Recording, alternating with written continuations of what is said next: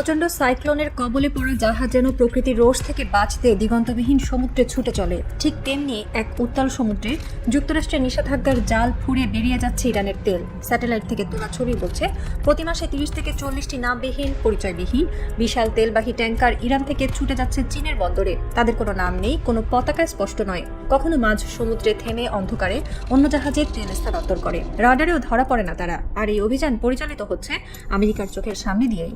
একটি গোপন তেলের রুট আজ বিশ্বের ভূ রাজনীতি বদলে দিচ্ছে।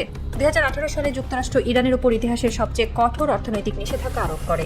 লক্ষ্য ছিল ইরানের তেল রপ্তানি শূন্যে নামিয়ে এনে দেশটির অর্থনীতিকে হাঁটু গেড়ে বসানো। আমেরিকার হিসাব ছিল সরল, তেল বন্ধ মানে টাকা নেই, টাকা নেই মানে পারমাণবিক কর্মসূচিও নেই। কিন্তু হিসাবে ভুল ছিল, কারণ হিসাবের খাতায় যুক্তরাষ্ট্র জায়গা দেয়নি চীনের কথা। 2019 সালের পর থেকে ইরানের তেল রপ্তানি কমার বদলে নতুন রুটে বাড়তে থাকে, আর সেই গন্তব্য চীন। প্রশ্ন হলো, মার্কিন নিষেধাজ্ঞার চোখ রাঙানি উপেক্ষা করে কিভাবে চীনে কাজ করছে? উত্তর লুকিয়ে আছে সাগরের গভীরে, এক রহস্যময় ব্যবস্থায়, যাকে বিশেষজ্ঞরা বলছেন ভূতের বহর বা ঘোস্ট ফ্লিট। সাধারণত প্রতিটি বাণিজ্যিক জাহাজের জন্য সমুদ্রে AIS automatic identification system tracker চালু রাখা বাধ্যতামূলক। এই ট্র্যাকার থেকে জাহাজের অবস্থান, গতি, গন্তব্য, কার্গো সব জানা যায়। কিন্তু ইরানের তেল বহনকারী জাহাজগুলো ট্র্যাকার বন্ধ করে দেয়, তারা সমুদ্রের বুকে পুরোপুরি অদৃশ্য হয়ে যায়। কয়েকদিন পর স্যাটেলাইট ছবিতে দেখা যায় সেই একই জাহাজ চীনের কোনো বন্দরে তেল আনলোড করছে। এই জাহাজগুলোর দ্বিতীয় কৌশল হলো শিপ টু শিপ ট্রান্সফার।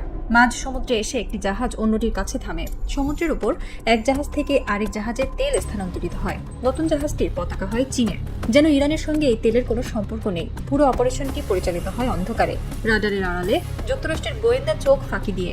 উপগ্রহ তথ্য ও জাহাজ ট্র্যাকিং ওয়েবসাইটের তথ্য বলছে, 2020 সালের পর থেকে এই ভূত জাহাজের সংখ্যা কয়েক গুণ বেড়েছে।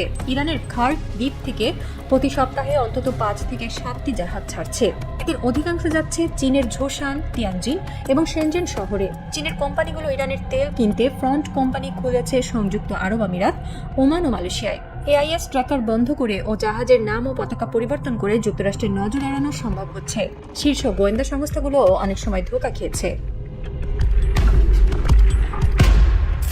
2023 থেকে 2025 সালের মধ্যে চীন ইরান থেকে গড়ে প্রতিদিন 15 লাখ ব্যারেল তেল কিনেছে, বাজার মূল্যে যা প্রতিদিন প্রায় $90 কোটি সমতুল্য। এই বিশাল অঙ্কের টাকা ইরানকে বাঁচিয়ে রেখেছে মার্কিন নিষেধাজ্ঞার মধ্যেও।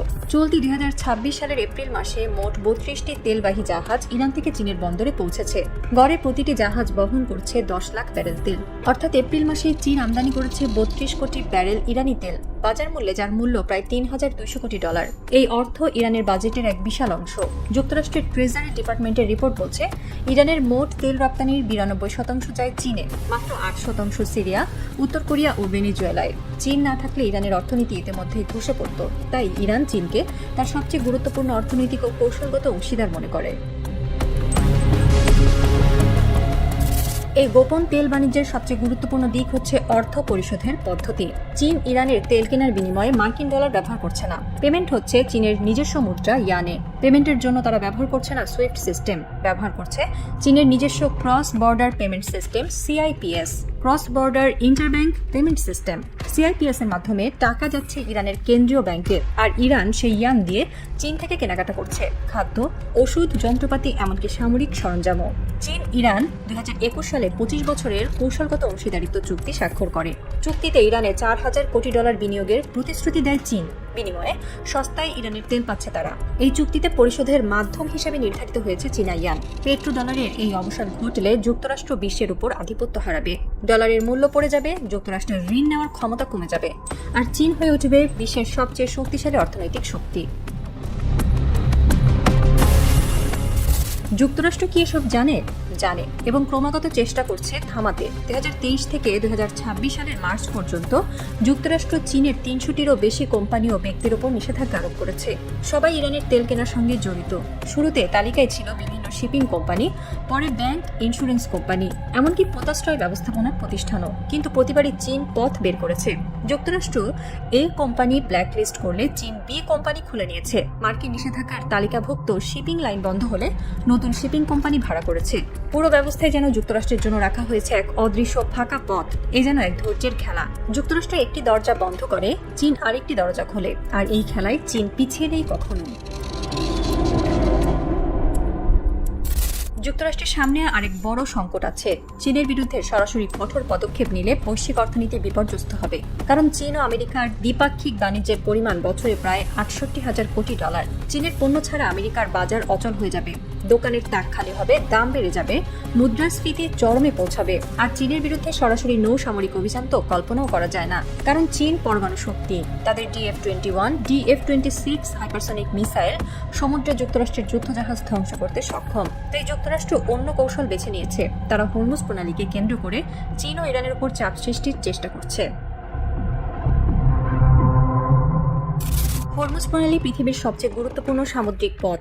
বিশ্বের মোট তেল সরবরাহের 20% যায় এই সংকীর্ণ প্রণালী দিয়ে। ইরান হরমুজ বন্ধ করে দিলে তেলের দাম রাতারাতি দ্বিগুণ হয়ে যাবে। চীন চাইলে ইরানকে এই অস্ত্র ব্যবহারে উৎসাহিত করতে পারে, আবার চীন চাইলে ইরানকে বিরতও রাখতে পারে। এটাই চীনের প্রকৃত ক্ষমতা। ইরান হরমুজ বন্ধ করলে শুধু আমেরিকা ও ইউরোপ নয়, চীনও ক্ষতিগ্রস্ত হবে। কারণ চীনও তেল আমদানি করে, কিন্তু চীন এই ঝুঁকি নিতে পারে কারণ তাদের সঙ্গে রাশিয়ার পাইপলাইন চুক্তি আছে। কাজেই প্রয়োজনে চীন হরমুজ বন্ধ রাখার পক্ষে চাপ দিতে পারে। ইরান ও চীনের এই জোট নিছক অর্থনৈতিক কারণে নয়, এটি কৌশলগত। ইরান চায় চীন যুক্তরাষ্ট্রের চাপ কমাতে সাহায্য করুক, আর চীন চায় ইরানের হরমুজ প্রণালী ব্যবহার করে ডলারের আধিপত্য ভাঙতে। ইরানের পররাষ্ট্রমন্ত্রী আব্বাস আরাগচি সম্প্রতি বেইজিং সফরে গিয়ে চীনা প্রেসিডেন্টের সঙ্গে বৈঠক করেন।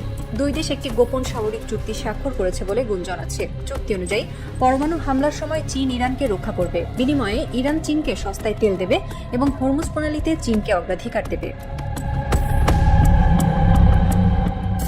বাংলাদেশের উপর এই সংকটের প্রভাব পড়ছে সরাসরি। বাংলাদেশ প্রতি বছর বিপুল পরিমাণ জ্বালানি তেল আমদানি করে। এই তেলের দাম নির্ধারিত হয় মূলত হরমুজ প্রণালীর পরিস্থিতি ও আন্তর্জাতিক বাজারের উপর নির্ভর করে।